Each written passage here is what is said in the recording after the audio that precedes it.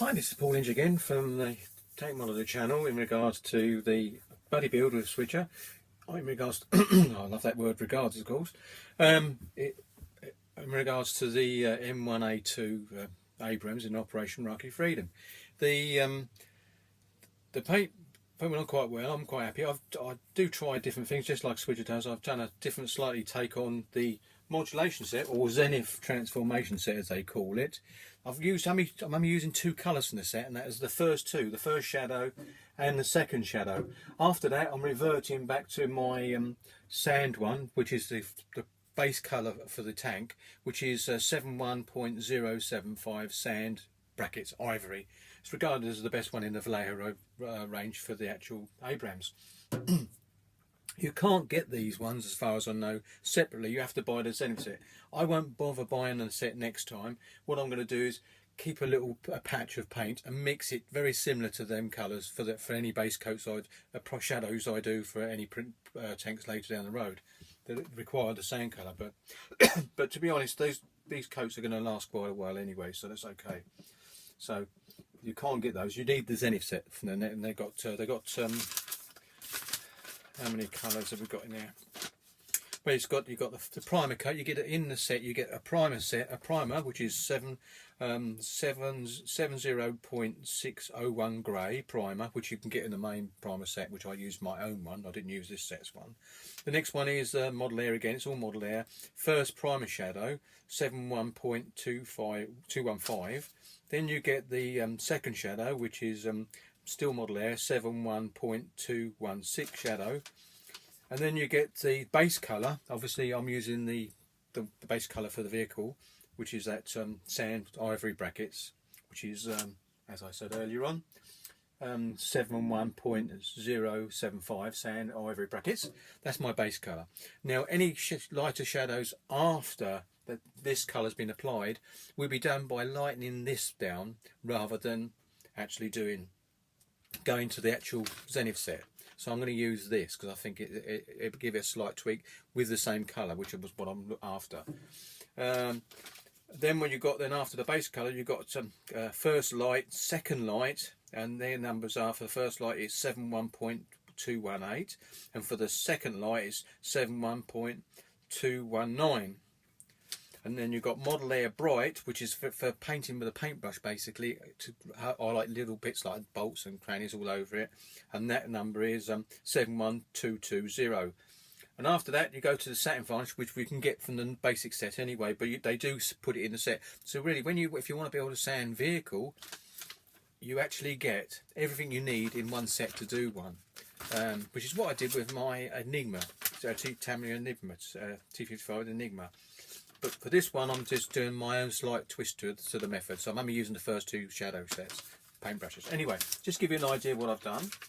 Here it is. This is the tank body, tank whole top. You can see what might be able to see what I've done when I fold it nice and like this. There we go. I think that might help. Put a bit of shadow everywhere. Darker shadows from underneath the turret. That's what you're meant to do. I'm not worrying about exacts, but I just wanted to get a bit of shadow everywhere. I even done the actual grill area, and that is a photo etch bit there from the Tamiya set. So, and I've shadowed the actual anywhere there's mesh around the fuel tanks. I've also done a bit on the front, so when I do the tone there'll be a slight tonal difference on the front as well. I don't know if that makes any difference. If I hold that steady, does that come in? Yeah, you can see what I've done. I've just gone around everything, and including the fuel areas, the little like refiller caps at the front. I'm not sure what them caps are for. I know the ones at the back, which was mentioned, are fuel. I'm not sure about the front ones. Anyway, so that's what it looks on the whole top. Now for the actual turret. Similar thing to that, to get the shadows in place. I'm hoping you're going to be able to get the benefit of this. Yeah, I think you can see it. That's a good thing about using my iPad. I can actually see what you're seeing. That's the actual turret top. You can see I've done shadows around, left basically done a little bit darker on the side. Underneath the turret, I don't know if you can see that, I've actually done the dark shadow underneath the turret completely. So, because it is dark, so it's not going to make too much difference there. So you're going to see, you won't see that much anyway, but it does make it darker, so it gives a shadow effect. So that's what I've done, gone all the way around, did a bit of shadowing there, I don't know if I can hold it like that. And on the back, from the back view. That's what I've done. So slightly different way to doing it than what Switch has done. So, and it's good because I'm picking bits of what he's doing, and he's obviously seeing little bits, and he might be able to use some of my little ideas as well. So there you go. I don't know if you can see the actual bolt I've got there. I don't know if they're coming in. The ones we made, the T-clips there, and they're just there. I don't think one at either end. And I run the shadow all along the bottom of the turret, and all the way round. So we've got some round the back, and on that side as well, so you can see it. Didn't want it exactly the same, but you can just see. And then I put the second shadow, is the lighter colour you can see, is the second shadow. So I use that as well. So that's my idea for this. I didn't actually follow any instructions of what to do. They give you an idea what to do, and it's really good. But for this, I wanted to just try a different way of doing things and see if I can make it look how I wanted it to look. Yep, so there you go. There it goes. Now the whole bottom has had a bit more of a paint job. And I'll tell you what, I'll take it off the clips. I've got it on. I've got it sitting on that. That's when I was spraying it on this, because I find it just sits on there like really lovely, and you can spray it and turn the table as you go around. Now this, obviously the top of the whole top. Oops, I don't really see that. The top of it was going to be more in shadow anyway. So I've done the dark shadow at the top and then lighten it to the light shadow at the bottom. Now this is still going to receive a bit of the base colour. At the bottom of the hole you can see I've done like that. You're not going to see it underneath anyway, but I did run the darker on the side and then lighten it as it got to the edges. This is something I've decided to do. Not going to be looking underneath much. So on the back, same sort of principle.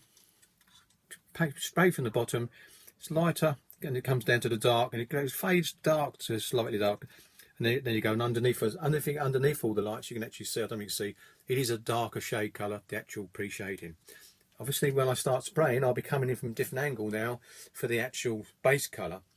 The whole bottom will still receive part of the base colour, a light but dusting all the way along to make it look good. But obviously, the wheels are going to be in the way most of the time anyway, so you're not going to see that. So that's what I've done with the hole as well. Yeah, so I'm going to put that back on there before I forget. There you go. Now I have done the wheels with rubber, and I don't know if this is going to be very good, but you can see that the rubber. I used the Panzer Aces colour, and this is a Panzer Ace for the actual spray of the rubber, and it's a nice colour, and this will last me a long time. It's called dark rubber, and it's Panzer Aces, and what's the number? Where is it? Oh yeah. Oh, 306 dark rubber. So it's in the Panzer Aces set. Really good, and it'll last me for God knows how long. But you could actually mix it. But I actually love the rubbery look it actually looks when you spray it. So that's Panzer Aces 306. There we go. So, and I've done all my wheels like that, obviously waiting to go. I'm also going to use a wheel mask to make life easier. It's called the Quick Meals mask. And all you basically do is put that in like that. And as you can see, it covers the rubber up. So when I spray, I don't know if you can see that there. When I spray, I go in there and basically that'll be perfectly, my word, basically I love using that. I'll get in there, I'll spray that, and I'll have a lovely rubber tire still left over afterwards. And obviously when you've done one side, when it's dry, you take it out, turn it over, and you do the other side in the same method. There you go, with the base colour for the vehicle. There you go, put that back down there for a moment.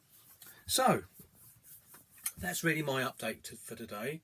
I will be spraying, as I said, the base colour tonight or tomorrow morning first thing.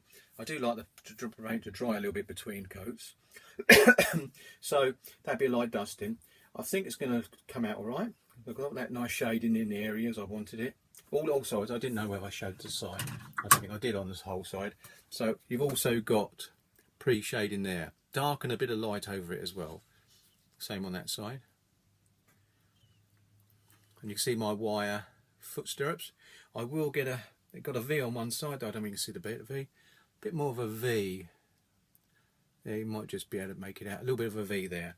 So that's the old foot stirrup for climbing up onto the front of the vehicle.